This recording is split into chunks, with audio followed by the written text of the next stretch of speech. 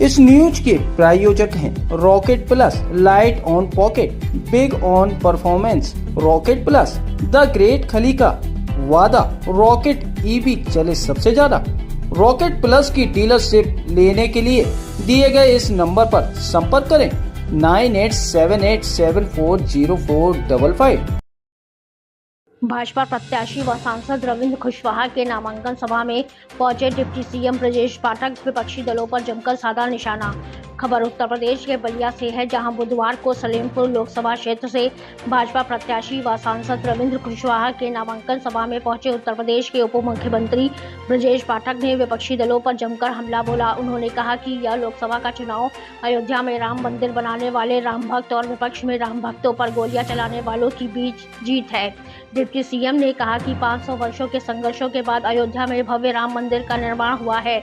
देश में 2004 से 2014 तक कांग्रेस पार्टी ने भ्रष्टाचार और घोटाले से सरकार चलती थी तथा घोटाले में उनकी आधा दर्जन मंत्री जेल गए थे। लेकिन जब आप लोगों ने 2014 में देश की बागडोर प्रधानमंत्री नरेंद्र मोदी के हाथों में सौंपी है, पूरा देश भ्रष्टाचार मुक्त हुआ था तथा देश की वास्तविक ताकत व विकास का डंका पूरे दुनिया में बज रहा है। उन्होंने कहा कि भाजपा सरकार में आवास से लेकर शौचालय तक व माताएं बहनों की सुरक्षा की गारंटी भारतीय जनता पार्टी की ही सरकार में संभव है। डीपीओ में सांसद रविंद्र कुशवाहा को जिताने की लोगों से अपील भी किया। आगे उन्होंने ये क्या कुछ कहा, देखिए इस रिपोर्ट में। अभी तक मोदी जी की सरकार, भारतीय जनता पार्टी के गठबंधन की एनडीए की सरकार चल रही है और 4 से लेकर 14 तक कांग्रेस पार्टी के गठबंधन की यूपीए 1 और यूपीए 2 की सरकार थी। अगर बहुत लंबा इतिहास न देखे तो कांग्रेस पार्टी ने 4 से लेकर 14 तक देश के अंदर भ्रष्टाचार के सारे पैमाने तोड़ने का काम किया था। कांग्रेस की सरकार थी और कांग्रेस के ही ढेर सारे मंत्री जेल खाने की हवा खा रहे थे भ्रष्टाचार में। नया मोबाइल आया था, 2G स्पेक्ट्रम घोटाला हुआ था तो उनके संचार मंत्री जेल खाने चले गए थे और सरकार उन्हीं की थी, जेल की हवा खा रहे थे। कोयला घोटाला हुआ था तो उनके मंत्री जेल खाने के अंदर ठूस दिए गए थे, सरकार उन्हीं की थी। सेना के बने भवनों में घोटाला हुआ और हद तो तब हो गई जब कॉमनवेल्थ देशों के खिलाड़ी दिल्ली में इकट्ठा हुए, कॉमनवेल्थ के खेल हो रहे थे, खेलों में भी घोटाला हो गया तो उनके खेल मंत्री जेल के सीटों के पीछे चले गए थे।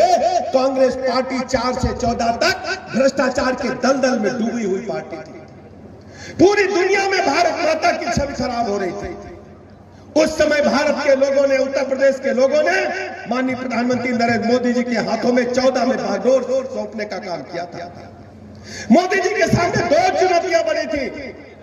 एक तो दुनिया के पैमाने पर भारत की वास्तविक प्रत्याशी आदरणीय रविंद्र कुशवाहा जी प्रचंड बहुमत के साथ जीत रहे हैं। सभी जाति धर्म संप्रदाय के लोग एकजुट होकर के उन्हें अपना आशीर्वाद दे रहे हैं। माननीय मोदी जी की जो गरीब कल्याण योजनाएं हैं उनको जन जन तक पहुंचाने में हमारी सरकार सफल हुई है।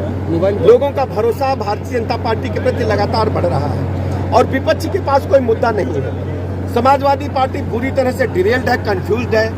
जिस ढंग से समाजवादी पार्टी के लोगों ने भगवान राम के अस्तित्व को मानने से इनकार कर दिया। उन्होंने कहा अयोध्या में जो प्रभु राम का मंदिर बना है वो बेकार है, पाखंडियों का जगह है। मैं इस बयान की बहुत भर्त्सना करता हूं और आने वाले दिनों में समाजवादी पार्टी को इसका खामियाजा भुगतना पड़ेगा।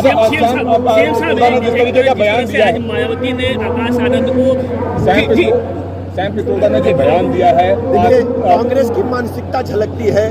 जो कांग्रेस ने अपने मैनिफेस्टो में कहा है कि हम संपत्ति की स्क्रीनिंग करेंगे, आपके यहाँ जो गहने हैं उनकी स्क्रीनिंग करेंगे, उसके तत्काल बाद दूसरे दिन ही उन्होंने अपना बयान जारी करके कहा कि अमेरिका की तरह विरासत टैक्स भारत में भी लगना चाहिए। 50% आपकी पैतृक संपत्ति जो हमारे पूर्वजों की बाप दादे की संपत्ति है, उस पर नजर कांग्रेस गड़ाए है। कांग्रेस को इसका खामियाजा भुगतना पड़ेगा और कांग्रेस के और भी दुर्दिन आने वाले हैं। उत्तर प्रदेश में 0 सीट कांग्रेस को मिलेगी। रायबरेली, अमेठी सहित सभी सीटों पर भारतीय जनता पार्टी। लालू जी मुसलमानों को आरक्षण देने की बात कर रहे हैं। उत्तर भारतीय जो है वो अरबी है, पूर्व वाले जो है वो चाइनीज दिखते हैं, या फिर साउथ वाले। सैम पित्रोदा इस प्रकार की हमेशा कंफ्यूजिंग बातें, लोगों को गुमराह करने के लिए, भारत को समाज में बांटने वाली बातें करते रहते हैं। और ये सब कांग्रेस की दिमागी हरकत है, कांग्रेस की ही सोच इस प्रकार की है कि देश में हमेशा इस प्रकार की अव्यवस्था को उत्पन्न किया। लालू जी मुसलमानों को आरक्षण देने की बात कर रहे हैं। बहुत ही दुखद है। आप जानते हैं कि वो सब तुष्टीकरण की राजनीति करते हैं। भारतीय जनता पार्टी सब समाज को साथ लेकर। सर, एक सबसे बड़ा सवाल है कि कांग्रेस ने जिस तरह से राहुल गांधी पूरे चुनाव से पहले अडानी के खिलाफ लगातार बयानबाजी करते रहे, लेकिन चुनाव के समय में वो राहुल गांधी हो, प्रियंका गांधी हो या कांग्रेस के कोई नेता हो, अडानी के ये खिलाफ फ्रस्ट्रेशन में है। इनके पास कोई नीति एजेंडा नहीं है।